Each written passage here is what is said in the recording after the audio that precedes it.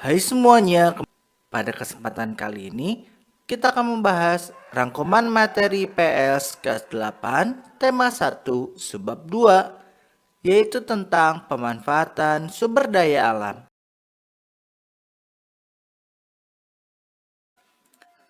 Mari kita mulai dengan bagaimana sih potensi sumber daya alam di Indonesia.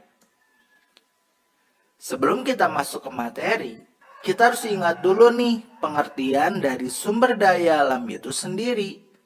Sumber daya alam itu adalah segala sesuatu yang ada di permukaan bumi dan dapat dimanfaatkan untuk memenuhi kebutuhan manusia.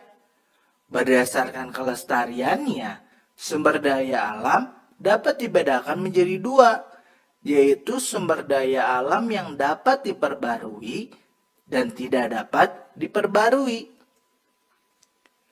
Contoh sumber daya alam yang dapat diperbarui yaitu ada air, tanah, dan hutan. Sedangkan contoh sumber daya alam yang tidak dapat diperbarui contohnya minyak bumi dan batu bara. Nah, sekarang bagaimana nih potensi sumber daya alam di Indonesia?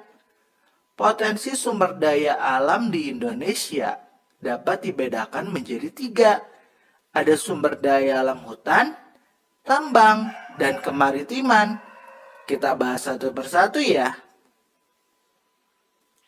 Kita mulai dengan sumber daya alam hutan Indonesia. Sumber daya alam hutan di Indonesia itu dibedakan menjadi tiga besar. Ada hutan produksi, hutan lindung, dan hutan konservasi. Hutan produksi adalah hutan yang berfungsi untuk menghasilkan bahan baku produksi. Hutan lindung adalah hutan yang berfungsi untuk melindungi sistem daya dukung lingkungan hidup.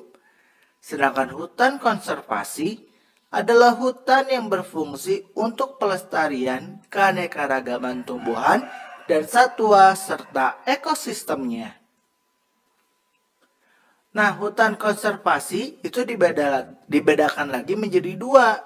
Ada kawasan suaka alam dan kawasan pelestarian alam. Kawasan suaka alam, contohnya cagar alam dan suaka marga satwa.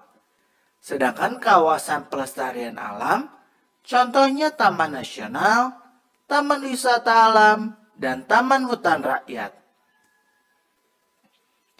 Selanjutnya, sumber daya alam tambang Indonesia. Sumber daya alam tambang di Indonesia itu diatur dalam Undang-Undang Nomor 11 Tahun 1967 yang menggolongkannya menjadi tiga macam.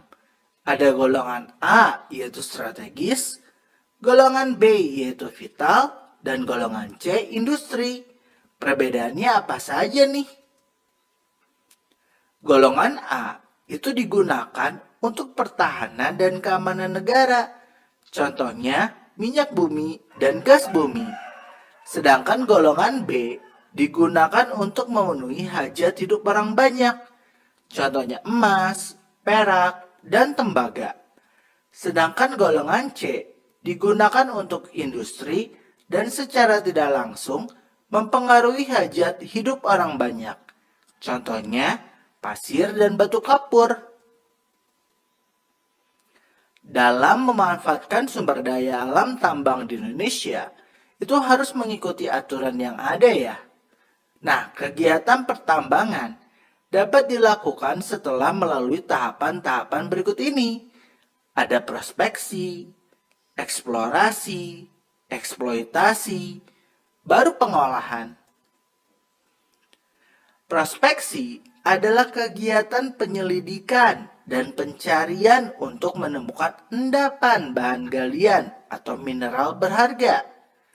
Eksplorasi adalah kegiatan untuk mengetahui ukuran, bentuk, posisi, kadar rata-rata, dan besarnya cadangan dari endapan bahan galian atau mineral yang telah ditemukan.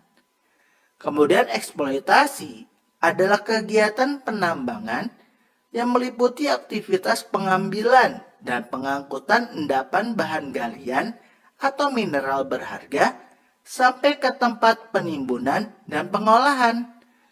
Kemudian pengolahan adalah aktivitas untuk memurnikan atau meninggikan kadar bahan galian dengan jalan memisahkan mineral berharga dan yang tidak berharga.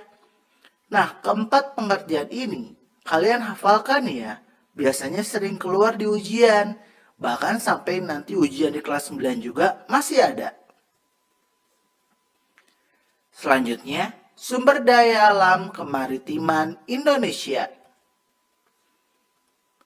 Berdasarkan laporan kinerja Kemenko Kemaritiman tahun 2018, Laut Indonesia itu menyimpan 37% spesies sumber daya hayati dunia, 17,95% terumbu karang dunia, 30% hutan baku dan padang lamun. Wah, Indonesia sangat berperan ya dalam kelautan di dunia. Secara singkat, kita bisa lihat di gambar di bawah ini nih untuk detailnya.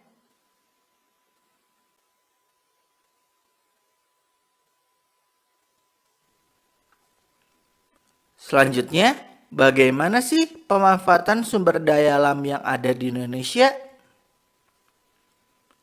Jumlah populasi manusia semakin lama semakin meningkat. Hal ini tentu saja meningkatkan juga kebutuhan konsumsi. Ketika kebutuhan konsumsi meningkat, tentu saja eksploitasi sumber daya alam juga meningkat. Nah, ketika terjadi eksploitasi sumber daya alam yang berlebihan, tentu akan berdampak pada lingkungan yang justru mengakibatkan jumlah sumber daya alam menurun.